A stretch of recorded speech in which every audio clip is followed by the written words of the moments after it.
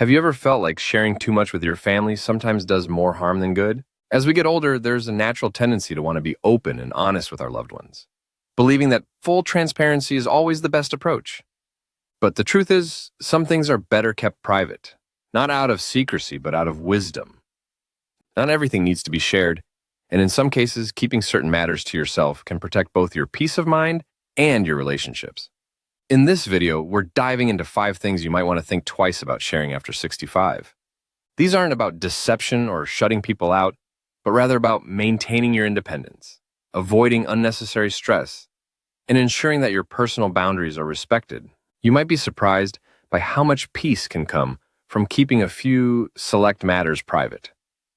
Stick around until the end, because understanding these 5 things could change the way you interact with your family, giving you more freedom and contentment in your later years. Let's get started. Number 1, financial decisions and assets. Your money, your business. One of the most sensitive topics as we age is money. You might think that being completely open about your financial situation with your family will prevent misunderstandings, but in reality, it often creates more problems than it solves.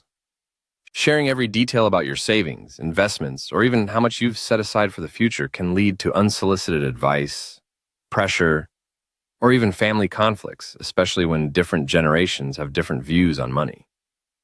Some family members may mean well, but their concerns or opinions can start to feel like interference. And in some unfortunate cases, people who were once distant suddenly become very interested in your finances once they realize what you have. You might have seen it happen before. Someone in your age group shares their financial plans with their children, only to find that their decisions are questioned at every turn. Maybe you've seen a friend deal with constant pressure about how they should spend their money, whether it's being told they should downsize, invest differently, or set aside more for grandchildren. It's one thing to get advice when you ask for it, but when people start thinking they have a say in your personal choices, it can quickly become frustrating. And the reality is, once you let people in on your full financial picture, you can't take that knowledge back. There's also the matter of personal control. If your family starts seeing you as someone who's not making the best financial decisions, they might feel justified in stepping in, sometimes with good intentions, but not always in a way that respects your independence. You might hear comments like, "Are you sure you should be spending that much?" Or "Wouldn't it be smarter to give some of that away now instead of later?" And even if no one directly pressures you, just knowing that others are watching and analyzing your choices can feel uncomfortable. This doesn't mean you should never talk about finances with your family. It's smart to have clear estate plans and to communicate necessary details when the time is right. But you don't have to share everything. The exact amount of money you have, what you spend on yourself, or even whether you've made a new investment. These are things that are yours to manage. If keeping some financial matters private allows you to enjoy your life without unnecessary opinions or pressure, then that's not secrecy, it's wisdom. Number 2, health concerns that are not urgent, knowing when to share and when not to. As we age, it's natural to experience more health issues, and sometimes we feel the urge to share every little ache, pain, or discomfort with family. After all, they care about us, and we want them to know what's going on. But there's a difference between keeping loved ones informed about important medical matters and overwhelming them with every minor issue. Constantly sharing every little health concern can sometimes create unnecessary worry, stress, or even lead family members to start making decisions for you before it's necessary. You might have experienced this before, mentioning a small issue like joint pain or fatigue and suddenly finding yourself in the middle of a debate about whether you should see a doctor, change your diet, or take a new supplement. Family members, especially younger ones, often mean well, but their concern can turn into pressure. Before you know it, they're researching treatments, scheduling appointments, or even making comments like, "You really need to take better care of yourself," as if you haven't been managing your own health for decades. There's also a psychological side to this. If you constantly talk about your health issues, even the minor ones, your family may begin to see you as someone who is declining faster than you really are. They might start treating you differently, assuming that you're more fragile or incapable than you actually feel. And once people see you in that light, it can be difficult to change their perception. Suddenly, they're hesitant to include you in certain activities, questioning your ability to travel, or suggesting that maybe you need extra help, when all you did was mention that your knees were aching more than usual that day. Of course, it's important to communicate major health concerns, especially when they impact daily life or require family support. But choosing to keep minor issues to yourself doesn't mean you're being dishonest. It simply means you're protecting your own autonomy. You have the right to manage your health without unnecessary interventions or stress. Sometimes silence is the best way to maintain control over your own well-being. If you're still watching this video and finding these insights valuable, please comment number 2 below to let me know you're here. And if you haven't subscribed yet, I recommend you subscribe and turn on the bell so you don't miss any videos. Your support helps us continue creating good content to inform and inspire you. Now let's move forward. Number 3, your true thoughts on family conflicts. Steering clear of the drama family dynamics can be complicated, and as we get older, we often find ourselves in the middle of situations we never asked to be part of. Siblings arguing over an inheritance, adult children holding grudges, extended family members who don't get along. These things happen in almost every family. When you've lived long enough, you've seen patterns repeat, old wounds resurface, and history repeat itself. It's tempting to step in, offer advice, or share exactly what you think about who's right and who's wrong, but more often than not, doing so only adds fuel to the fire. Maybe you've experienced this before, trying to mediate a dispute only to find that both sides suddenly turn against you. Or you offer a strong opinion thinking you're helping, only to realize later that your words were taken the wrong way. The hard truth is that family conflicts have a way of sorting themselves out, or not, regardless of your input. And when people finally do move on, they tend to remember what was said in the heat of the moment. If you take sides or express a strong opinion, you might find that even after the argument is long forgotten, the resentment toward you still lingers. This is especially important when it comes to opinions about younger family members. Saying what you really think about a son-in-law, a daughter's parenting style, or a relative's life choices might feel honest in the moment, but those words have a way of sticking. People rarely forget when they feel judged or criticized, even if your intentions were good. What feels like helpful advice to you might feel like rejection to them, and that can create emotional distance that never quite heals. That's why one of the wisest things you can do after 65 is to practice selective silence. You don't have to agree with everything or pretend problems don't exist, but you also don't have to comment on every family situation.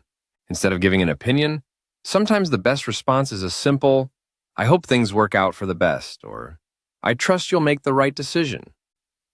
This allows you to stay connected without getting pulled into drama that ultimately isn't yours to fix. Keeping certain thoughts to yourself can be the key to maintaining peace, not just for your family, but for yourself. Number 4, your regrets about the past. Letting go, not reliving. As the years go by, it's natural to reflect on the past, on choices made, opportunities missed, and paths not taken. Regret is something that everyone experiences in one way or another, but that doesn't mean it always needs to be shared, especially with family. You might feel the urge to talk about things you wish you had done differently, whether it's how you handled your career, how you raised your children, or decisions that shaped your life. But what you see as honesty or self-reflection can sometimes be misinterpreted by those closest to you. When parents or grandparents express regret about the past, children often take it personally. If you mention that you wish you had spent less time working and more time with family, your children might hear, "I wasn't a good enough parent." If you say you regret not moving to a different city or pursuing a different dream, they might take it as an indirect way of saying, your life with them wasn't fulfilling, even if that's not what you meant. Those words can linger and create unnecessary guilt or resentment. The same goes for regrets about relationships. Talking about a past love, even in a harmless way, can make your spouse or family members feel like they were a second choice. Even reflecting on friendships that drifted apart or opportunities that slipped away can shift the way people see you. Instead of remembering the strong, resilient person they've always known, they might start seeing you as someone who is stuck in the past. That's why some regrets are best kept to yourself. It's okay to think about them, to process them, and even to learn from them. But dwelling on them in front of family doesn't change what's already happened. More often than not, it only places a burden on those who love you. The past can't be rewritten, but the way you carry it forward is entirely up to you. If you're still watching this video and finding these insights valuable, please comment number 4 below to let me know you're here. And if you haven't subscribed yet, I recommend you subscribe and turn on the bell so you don't miss any videos. Your support helps us continue creating good content to inform and inspire you. Now let's move forward. Number 5, the full extent of your financial situation. Knowing where to draw the line. Money is one of the most complicated topics in any family. It can bring people together, but it can also create tension, misunderstandings, and even conflict. As you get older, you may feel the need to share more details about your financial situation with your family, whether it's how much you've saved, what you plan to leave behind, or even financial struggles you're facing. While there are some cases where it makes sense to discuss certain financial matters, being too open about money can sometimes do more harm than good. One of the biggest risks of revealing too much about your finances is that it can change how people treat you. If your family knows you have a comfortable amount saved, you may find that some relatives start looking at you differently, perhaps even expecting financial help or subtly hinting at what they hope to inherit. On the other hand, if you reveal that you're struggling, you might find that your loved ones start worrying about you too much or, in some cases, even questioning your financial decisions. Either way, money has a way of shifting relationships. And once that happens, it's hard to undo. There's also the issue of independence. As you get older, the more your family knows about your finances, the more they may feel entitled to give you financial advice, whether you ask for it or not. Some might even start making decisions on your behalf, thinking they're helping when, in reality, they're taking away your ability to manage your own affairs. You might suddenly find yourself being told where you should live, how you should spend, or what's best for you, all because you shared details that in hindsight might have been better kept private. Of course, this doesn't mean you should keep everything secret. If you have a trusted person, such as a financial advisor or an executive for your estate, it's wise to have your plans documented properly. But outside of that, the best approach is often to share only what is absolutely necessary and nothing more.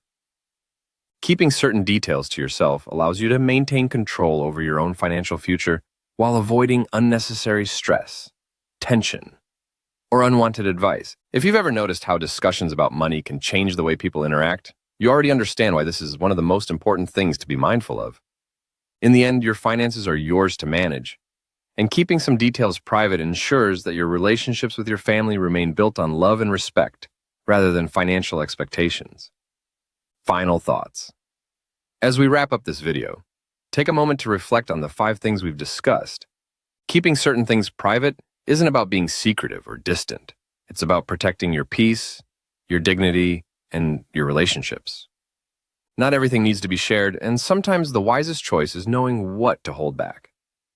Think about your own life.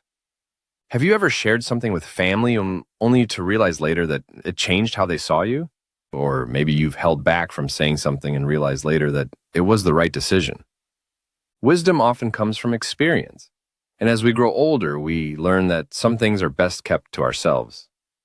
The beauty of aging is that you gain clarity on what truly matters, your peace of mind, your independence, and the quality of your relationships. Being selective with what you share allows you to maintain control over your own life while keeping your connection strong. It's not about shutting people out, but about preserving what makes those relationships meaningful. We'd love to hear from you. Leave a comment below and share one thing you learned today and how you plan to use it in your life. Your thoughts are important to us, so don't hesitate to share them. Reading your comments gives us great motivation and encouragement. If you enjoyed this video and found it helpful, please like, subscribe, and share. Your support helps us continue creating good content to inform and inspire you. Thanks for watching, and we look forward to seeing you in the next video.